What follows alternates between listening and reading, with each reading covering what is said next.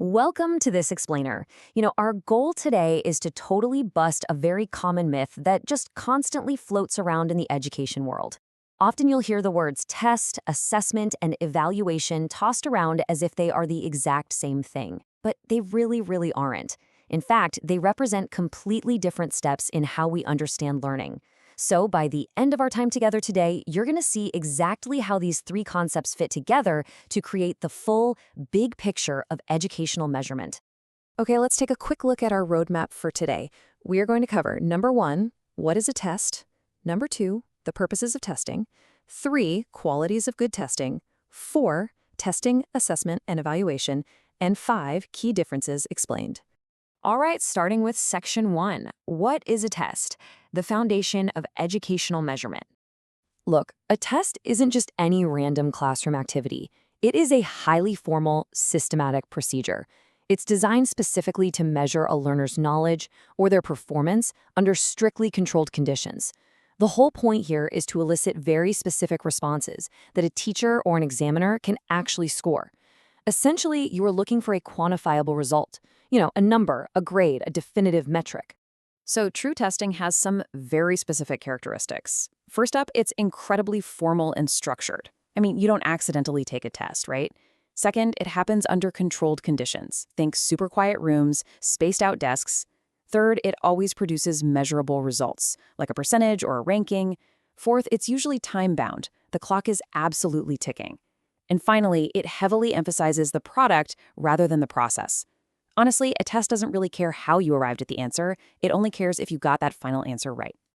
Now, you might be wondering, wait, what is the difference between a test and an exam? Because we hear both all the time. Well, simply put, test is the broader category. An exam is basically a test turned up to 11. It is a highly formal, typically high-stakes type of achievement or proficiency test. So think of a midterm classroom quiz as a test, whereas your massive final university semester examinations or standardized measures like the IELTS, SSE, or HSE, those are exams. So the golden rule is all exams are tests, but not all tests are exams. Moving right along to section 2, the purposes of testing. Why do we measure? Seriously, think about it for a second. Beyond just the administrative chore of assigning a grade on a piece of paper, what are the core underlying educational objectives behind actually putting someone through a test? Well, tests actually serve multiple vital roles in education.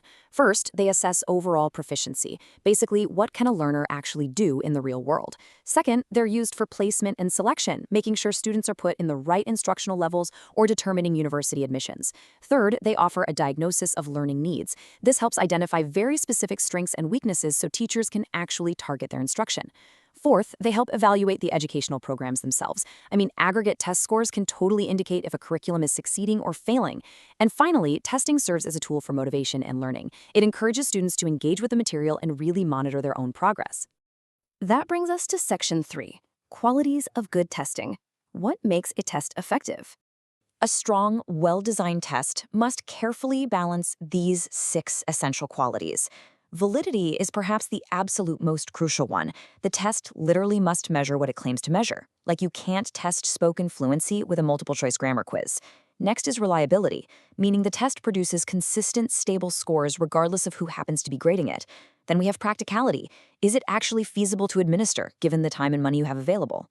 Authenticity ensures the tasks look like real-world challenges, not just rigid, artificial classroom exercises. Fairness guarantees equal opportunities for all test takers, keeping things free from cultural or socioeconomic bias. And finally, we have washback. Now, washback is a truly fascinating and critical concept. This refers to the actual impact a test has on classroom behavior. And it can be incredibly positive. For instance, if a test requires real, authentic communication, teachers will teach real communication. This leads to increased motivation and just much better teaching practices overall. But negative washback is a very real danger. If a test only rewards the rote memorization of grammar rules, well, teachers will simply teach to the test. This completely reduces creativity, limits true understanding, and narrows the entire curriculum down to just test-taking strategies. Let's look at the bigger picture in section 4. Testing, assessment, and evaluation. The big 3. These 3 distinct concepts operate on a sliding scale. Think of it like a hierarchy. First, testing is the micro-level tool. It's a specific, isolated event that provides raw quantitative data. Step 2 is assessment. This is a broader process that collects and interprets that test data, but alongside other informal observations. Finally, step 3 is valuation. This is the macro-level process that uses those assessment results to make overarching judgments and huge decisions about the educational program itself. To ground this in reality, let's just walk through a super quick example. Imagine a teacher on a Tuesday morning giving a 10-question vocabulary quiz. That right there is the testing phase. Later that afternoon, looking at those quiz results alongside how the students spoke in class to figure out their specific struggles, that is the assessment phase. Finally, at the end of the week, deciding to completely change the teaching method for the whole class based on those insights. That is the evaluation phase. Make sense? So let's formally define assessment.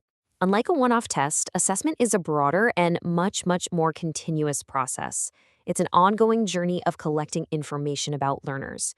It involves not just formal quizzes, but informal things too, like classroom observation, portfolios, and even peer feedback. Assessment cares just as much about how a student is learning, the process, as it does about what they know, the product. The ultimate goal of assessment is to provide actionable feedback that improves both learning and teaching right in the moment. Zooming out completely, we arrive at evaluation. This is the absolute broadest concept of the three. Evaluation takes all that massive amount of data from testing and assessment and uses it to make big picture judgments. It asks the really big questions. Has this English program been successful? Are these instructional objectives actually being achieved? Is this curriculum working, or do we need to tear it down and completely overhaul it? Evaluation is highly decision-oriented and extremely comprehensive. Let's wrap things up with Section 5, Key Differences Explained. Putting it all together. If you take one thing away from this explainer, let it be this. To build a complete understanding, we really have to look at these side by side. The scope expands from the narrow focus of testing all the way to the broadest scope of evaluation.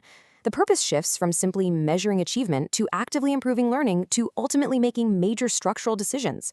Look at the timing too. Tests happen on specific, often stressful occasions. Assessment is continuous and ongoing. And the focus changes entirely as we move across the board. Testing only cares about the product. Assessment cares about the process and the product. Evaluation cares about the overall quality and effectiveness of the whole shebang. And, understanding this distinction matters immensely in the real world. Research highlights a really critical perspective here. In educational contexts, like Bangladesh, for example, there is often a massive, excessive reliance on high-stakes testing, like the SSC and HSC exams.